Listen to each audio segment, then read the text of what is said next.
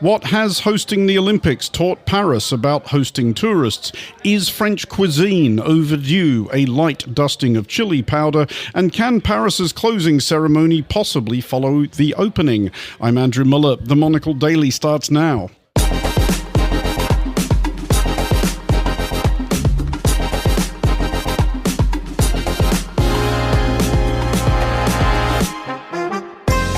Welcome to the Monocle Daily, live from Paris. I'm Andrew Muller. Week 2, day 3 of our residency here on the 16th floor of the Sceaux Hotel in the centre of the French capital, taken over by Maison Allianz, the worldwide insurance partner of the Olympic and Paralympic Games. My guests Marie-Pierre Lannelongue, Éric Dardé, Victoire de Taillac and Sylvain Deleuze will discuss the France and/or Olympic-related stories of the day, and our On This Day historical feature will recall the genesis of a game wretchedly unlikely to be played at any Olympics. That's all coming up on the Monocle Daily, live from Maison Allianz at the Sceaux Hotel.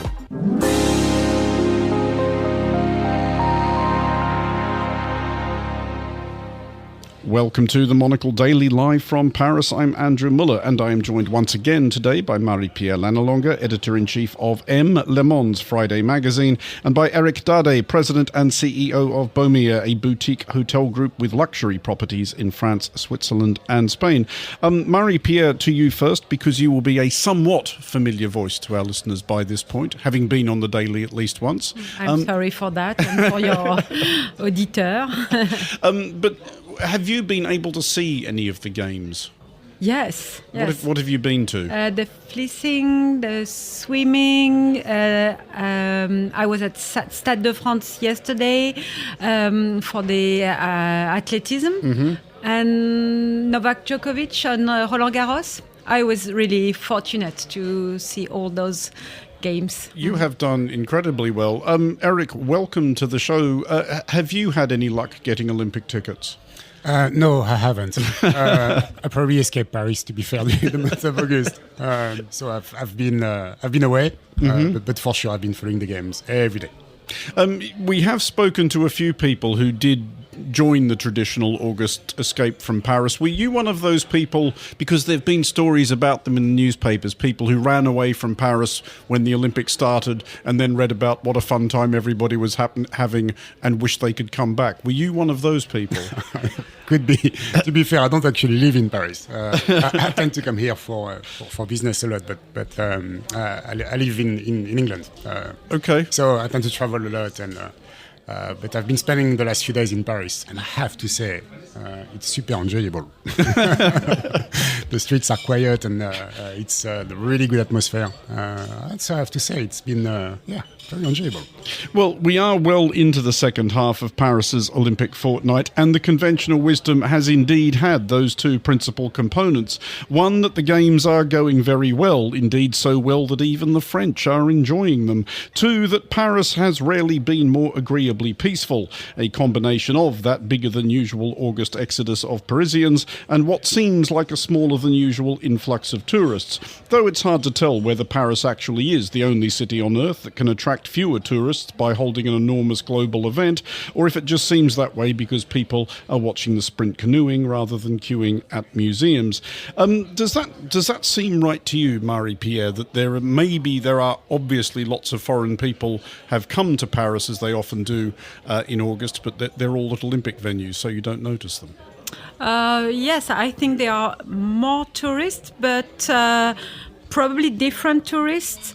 I think a lot of museums are totally empty. I know that Disneyland is totally empty, but of course all the tourists, they go, and what I see usually they are families with, the parents and 2 or 3 children, which is, something.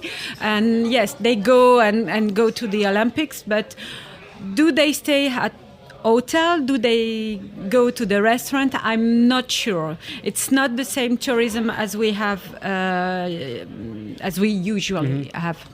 I mean, Éric, your properties in France are not in Paris, but that notwithstanding, did the looming Olympics impact on your business in any way? Was any preparations made for the Olympics, possibly, preparing for even more Parisians than usual to want somewhere else in France to go? I have to say I have hotels in Provence and the Côte d'Azur. And it has been a really, really strong summer season for us. And I have to say that the international market, and especially the US market, has been very, very strong. So I would say the Côte d'Azur probably have enjoyed an influx of international tourists. So as far as my perception of what's been happening is, people are probably not only did a stopover during the Olympics, but probably also enjoy the rest of France. And as far as Provence and Côte d'Azur are concerned, we had a really, really strong summer. Marie-Pierre, on that subject of the rest of France, do you get the sense that the rest of France is enjoying Paris's Olympics? Because there is, as there often is, a bit of a divide between the big city in the middle and the rest of the country. And I don't know to what degree in normal times the rest of France just really enjoys hating Paris, but will the rest of the country be joining in? I think we don't have really news about that. We will see. I mean, we need time, because I think we at Le Monde, all the journalists are in Paris, and what's happening in Paris, in the street, and of course the games. But I think we have to investigate what happened in the rest of the country. I think I realized now that it was really not a French thing, but a Parisian thing. There were some soccer matches in Bordeaux and Saint-Étienne, and of course sailing in Marseille, but I think it was a Parisian thing. Is it a good thing or not? I don't know. I mean, Éric, it is very early to tell what effect these games will have on all sorts of fronts, but do you get the sense that there will be any lessons for the hotel and hospitality sector? Yeah, for sure. And I think every Olympic Games, every city hosting the Olympic Games, or big event, I would say, have something to learn. And you tend to see the same trends usually, where 3 or 4 years or 10 years before, everybody's excited and expect your city to be full and the hotels to be full, and suddenly everybody put their prices up, and everybody high expectations. And I think London experienced the same. It did, yeah. So either in London or in Paris, or maybe people need to make sure that it's well managed, and we keep in mind the people who are welcoming and look after them. But maybe there is overexcitement every time, and then when the games happen, then we've got comments of, it's not as busy as we thought it was. Usual. In London, I can remember people who, like I do, live quite close to the Olympic site, were told years ahead, you'll all be rich, you'll be able to rent your houses out for thousands while people are in town. I'm here to tell you, regretfully, that was not the case. Yeah. We will move on slightly, because of the many good reasons to come to Paris, eating ranks high among them. And after a week and a half's exhaustive sampling, Team Monocle is able to confirm that Paris remains remarkable for both the quantity and quality of pleasant, characterful and independent dining options. Returning to the dismal, noisy and overpriced chain restaurants which now dominate London is going to be rather a trial. However, a theory does persist that France and the French maintain an ingrained aversion to spicy food. But is that changing? Éric, first of all, you cater to people for a living, among them, as we've been discussing, many French people. Is that true, do you think? I don't know. There is always something a bit traditional in our French cooking. We do enjoy our tradition. But is spicy? I don't know. I'm not sure. Where have you been? What did you try? We've mostly been sticking to the French cooking, which, while fabulous, has not been untowardly spicy. Hey, Marie-Pierre, what do you think? Is there anything to this? I don't know, but what I think is that there are more and more choices in Paris and in France, and we can't speak about French cuisine anymore. It's all about different kind of influences, and one day you can be a vegetarian and you can just have delicious vegetable, the day after have some meat or fish. So I think it's it's really about diversity of food. And in that way, Paris is not Emily in Paris. It's not about steak frites and, cliché. I think the food scene is really interesting because it's diverse. Is this a bad time to tell you I literally did have a croque monsieur at lunch? It was very nice. I do want to ask you both, though, give you the opportunity as French people, if anybody would like to make any jokes about why it is the British have been so enthusiastic about embracing everybody else's food instead of their own. I mean, is it just that French food is so good you don't need anybody else's? No, but we have a different influence, I think, yeah. I mean, it's time to be a modern and open country and city. So it's not just about blanquette de veau, not to mention steak frites. I mean, and there are a lot of now Japanese chef who comes to French food schools, and they do how to cook in the French way, but with the Japanese influence, it's really, light and modern, and it's so interesting. I love the idea to eat French food, but imagine and cooked by Japanese. There are some, and that's interesting. Hey, Éric, what approach do you take with what you serve in your hotels? Is it mostly, for the ones in France especially at least, more traditional French fare, or do you expect your guests to be a bit more adventurous? What we actually do in our hotels, in our Buly hotels, it's all about the locality. So they are seasonal, fresh, local produce. So that's what we really aim and offer. So I would say we are much more into the tradition of each of our regions. And as you can imagine, when you are in the Alps and the Côte d'Azur and the Provence, and when you're in Switzerland or you're in the Balearic Islands, it's very rich. It's so for us, it's more important about the produce itself, where it came from, how it's been produced, and then cook it to the best of your abilities. And that's how we look at food ourselves. And it's interesting, Andrew, because I've lived in Britain for a very long time. My wife is British, so it's like my second country. And there are some beautiful places to eat in Britain. So every time I hear people, saying, "Oh, in Britain or in England or in the food is not that great," I would kind of disagree. There are some great places, and I don't think you should be shy. They are genuinely, at least it has been my experience, getting harder to find in London, annoyingly. But before we move off this subject, I do just want to give you each an opportunity to make our listeners even hungrier. And I'll ask you first, Marie-Pierre, if you're going out to dinner in Paris, do you have a particular favourite? My favorite is Septime, Rue de Charonne. It's a food restaurant, 10 years, I think, opened 10 years ago. And it's by the same team of, no, did I say Septime? It's Clamato. It's Clamato, the food restaurant, and it's opened by the chef of Septime. Okay. I'm sorry. And that's my favorite, yeah. Éric, is there somewhere you always want to go for dinner the first night you arrive back in Paris? No.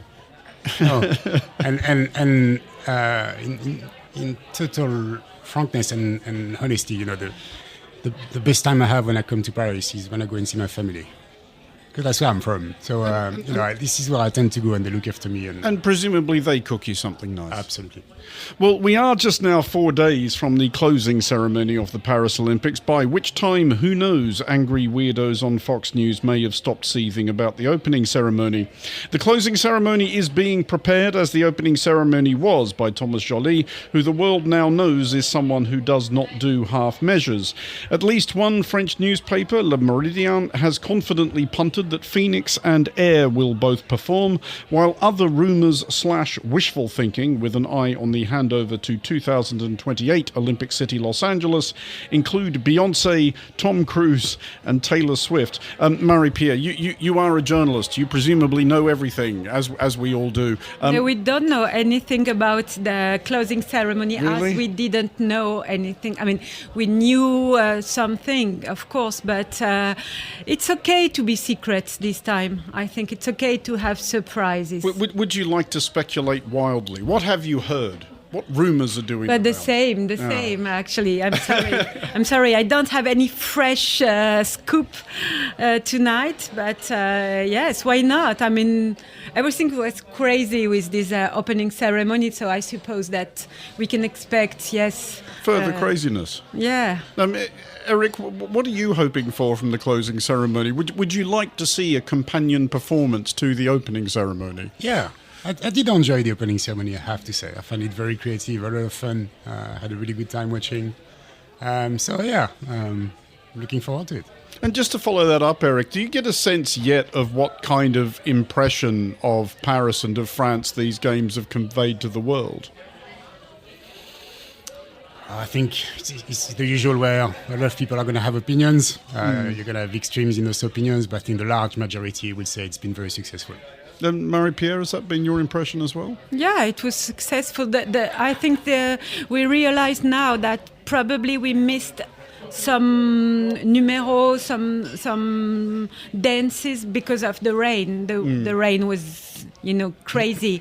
So probably it was not exactly what was expected, but yes, it was okay. It was crazy, too long, moving, beautiful sometimes, a little bit weird some others, but it was nice. It was French. It was le bordel, as we say in French. No? No, just before we let you both go then, and thinking ahead to this all being over and life returning to something like normal, in your own professional lives, Éric, first of all, what do you have coming up? What are you working on that you're excited about? I just opened a beautiful hotel in the Luberon in Provence called Cap-Long. Beautiful property. And for this winter, I'm opening another 5-star hotel in Wengen, in the Swiss Alps, which we are also super excited about. And Marie-Pierre, do you know what you'll be working on next week? Back to normal, back to looking for a prime minister, back to the political situation, back to, yes, the dream is over. Well, on that characteristically upbeat French note, Marie-Pierre Lannelongue and Éric Dardé, thank you both for joining us.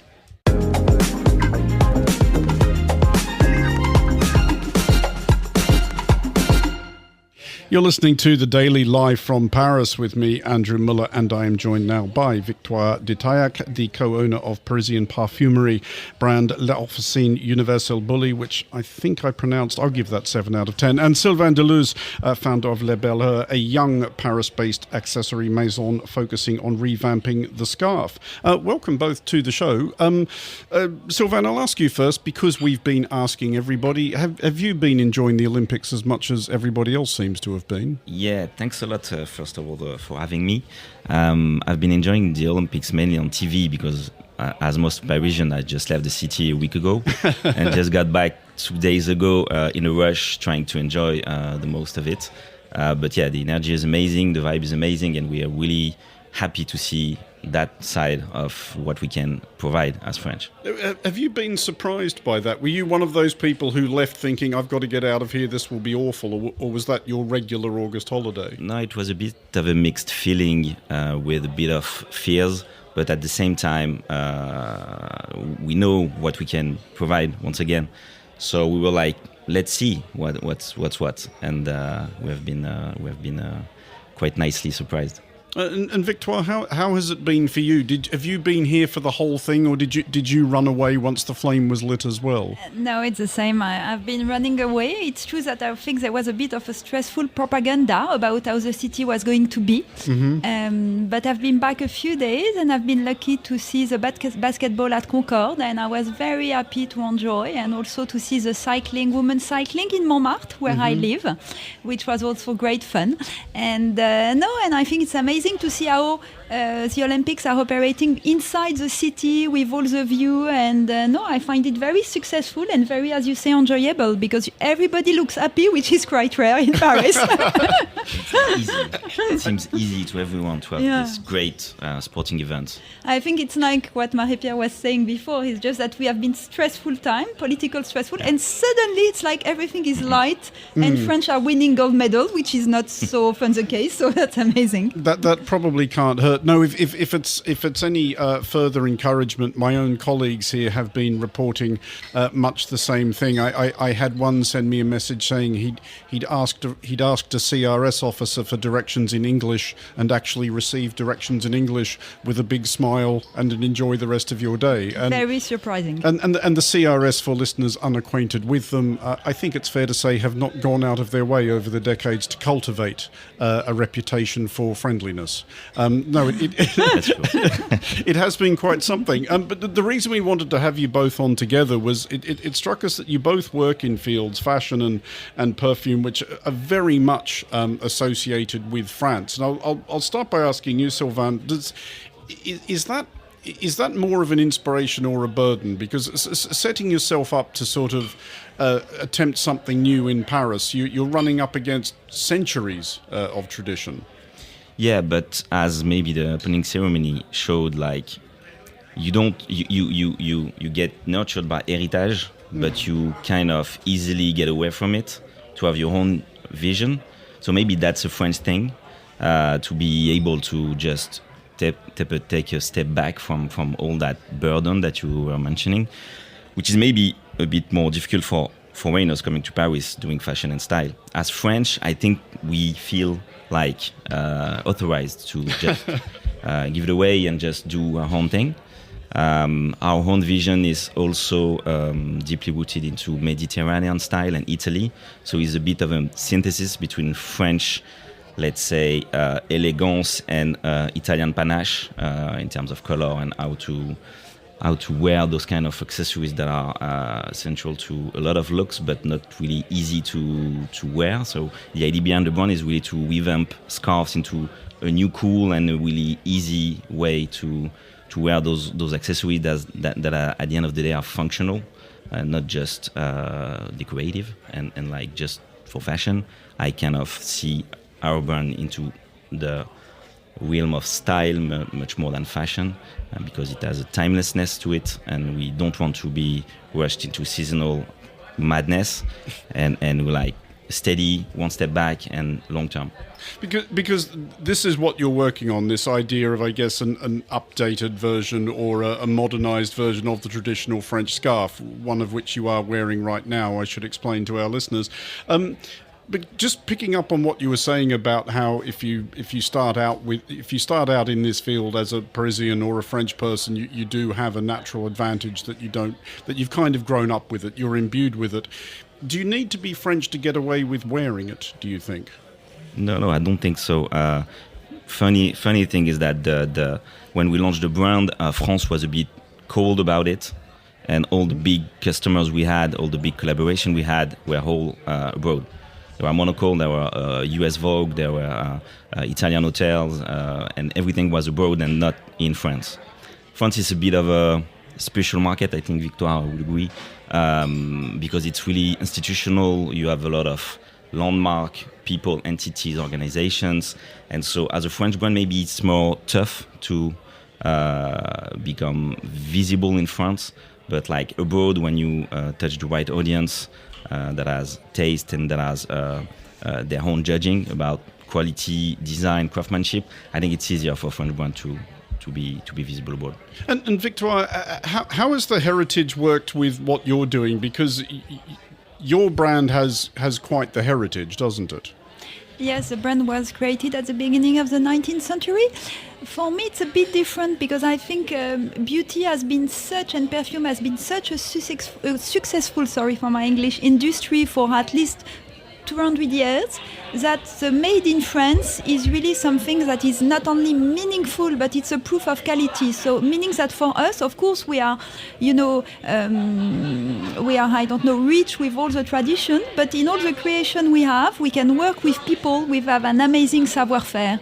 And I think this is what is most important for us, is the idea that even if you are rich from the past and from the past of the brand, is you create things from today, and you are able to create with amazing factory or laboratory, which because there is this tradition and there is this money with this business who goes with amazing, it's when something is working. And it's true that French and perfume, it's been a story for quite a while. Well, it has. And Sylvain, obviously the same is the case with France and fashion, but when you're looking for inspiration for what you're doing, are there particular moments or themes in French history that have inspired you? I wouldn't look at that in France necessarily. I would mainly look at it throughout the Mediterranean, so also French islands, French coast, but not necessarily typical French history as per se. And Victoire, what about you? Is it important for what you're making, do you think, that people feel like they are buying into a story of some kind? I think, of course, it's never only about a story, because what you are selling is reality, and why people are coming it's for a product. But as you might know, Officine, Universelle, Buly, we are only selling in our own stores, and our stores are apothecary looking, with many kind of services, which are, calligraphy, wrapping, engraving, which are, of course, linked also to a tradition of how you used to be served in stores. So, of course, we are inspired by the past. Well, I'll finish by asking you each, Sylvain, you first, a variation of what I asked our previous two guests. What do you have coming up that you're most excited about? Basically, we are trying to consolidate the permanent range of scarves we have, because, as we were saying, we don't do seasonal collections. And then we are heavily looking into expanding our products. First, we tried through hats and caps, and then there's might be a jacket going on. But we'll see. And Victoire? For me, the autumn and winter is going to be a lot about home scents. So in our store, we have a lot of products. It's a bit crazy, like 800 products in the Buly store. But we've been working on a lamp where you put your candle on, and it makes the wax melt. My English is very bad today. And so the scent will go like that. And so this will be one of the new collection of the home scent. It's called Lanterne Odoriférante. And I should just finally ask you both to say out loud, I'll ask you first, Victoire, where people can find out more about your products. The best. They come to Paris after the Olympic and they visit a store. But in London, we are in Selfridges. And Sylvain? And we are mainly digital based through our website. And the website is? les-bells-heures.com. Plenty of time for people to write that down. Sylvain Deleuze and Victoire Dartaillac, thank you both for joining us. Finally, on today's show, our regular On This Day historical feature claims an extremely tenuous Olympic connection in that the game whose genesis it considers was an exhibition sport at the 1956 Melbourne Olympics. Hint, the VAFA team beat the combined VFL-VFA team 12-9 to 8-7. Well, you work to earn a living, but on weekends comes the time. This song was, for a time, the biggest selling single in Australian history. Released in 1979, its success was not necessarily due to the song itself, though it is an entrancingly weird record, sort of a cross between a beery terrace chant and some early 1970s Nashville ballad produced by Billy Sherrill or someone, but more to its subject matter and context. Up there, Cassini, in there and fight. Out there. Written and performed by Mike Brady, it was commissioned by an Australian television station to promote its coverage of what was then called the Victorian Football League, now the Australian Football League. Up there, Cassini.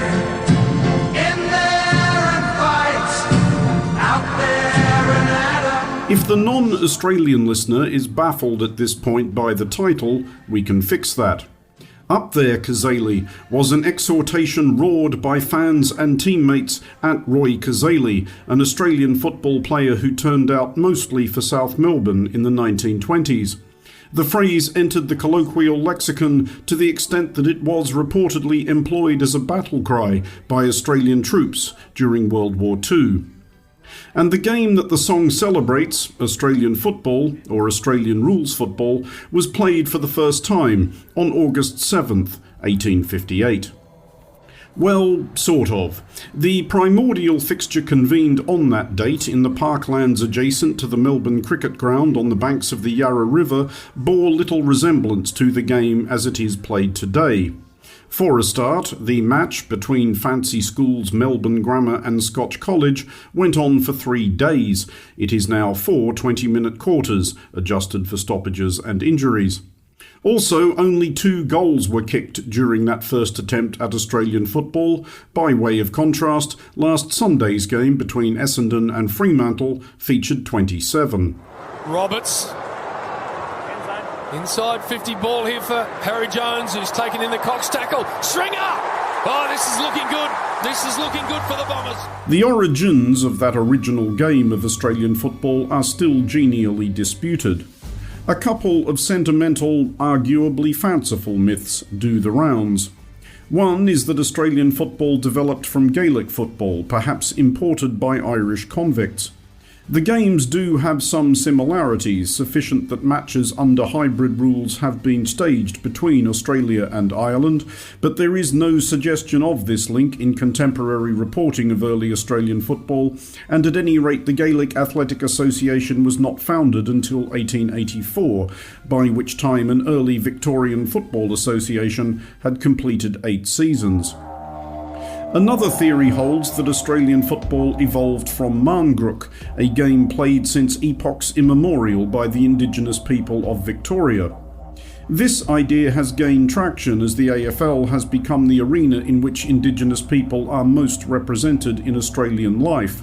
Around 10% of current AFL players identify as indigenous, among them some of the game's biggest stars. Cameron was there, here he is now, got Madgen, he'll turn him inside out, he turns most inside out, Charlie Cameron, something out of nothing, what about that? How did they get a goal out of that? It is true that Australian football's principal pioneer, Tom Wills, had enjoyed an early childhood on cattle stations where he had befriended Aboriginals and may well have played their games. But it seems likelier, if less romantic, that Australian football's actual inspiration was the eccentric scrummages enjoyed by the students of the posher schools of Britain. Tom Wills, the scion of wealthy graziers, spent his teens boarding at rugby. But however it started, in the 166 years since Australians started playing a game of their own, Australian football has become a counterintuitive curiosity. It is, objectively, a huge deal. By some estimations, it is the 4th best attended football league of any kind in the world, its live crowds outstripped only by the English Premier League, the Bundesliga and the NFL. A big home and away match between great Melbourne rivals, Carlton and Collingwood for example, might draw 80,000 people, as also happened this past weekend, the numbers swelled by the chance to see Collingwood legend Scott Pendlebury become just the 6th man in the league's history to play 400 games at the top level. The most watched player ever, more than 21 million people have seen Pendlebury live. Last night, too much for some. Over 86,000 treated to a cliffhanger decided after the siren. And the pies prevail for Pendles! On the last Saturday in September, a sold-out MCG will hold 100,000 people for the grand final. Nearly 1.3 million Australians, 5% of the population, are not merely supporters of one of the AFL's 18 clubs, but members. And yet Australian football remains more or less unknown and unplayed beyond Australia's borders. This is, in many respects, a shame. At its best, Australian football is spectacular, a dizzying synthesis of almost balletic grace, To the wing position on the member stand side, oh, Jesselenko, you beauty! astonishing skill, Sets up okay for Betts, corralled, steps back. Good work. O'Shea didn't take it out, still a chance. That's Eddie. That is amazing. And extraordinary violence. And they're having a go again. We tip this. This will be on for young and old before it's over. Baker and McCarthy. Well, they're going in now, and Hawthorn are not taking any funny business today. Look at them going in, piling in there. Players falling over left and right. You pick it up. On which the world is missing out. But it is also, for Australia at least, a boon. In a globalised, connected world, few countries have such a substantial cultural constant that belongs entirely to them. Any visitor to Australia during the season would learn a lot about Australia very fast by going to a couple of games. And if there are listeners who'd like to learn even more about the interweaving of the game and the country that plays it, this broadcaster is happy to recommend a book, which he may well have written. For Monocle Radio, I'm Andrew Muller.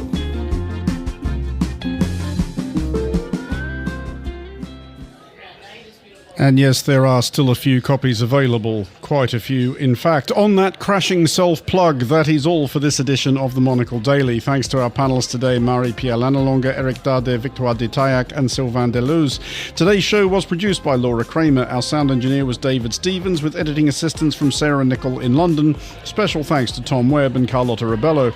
I'm Andrew Muller here in Paris. The Daily is back at the same time tomorrow, live from Maison Allianz at the Sceaux Hotel. Thanks for listening.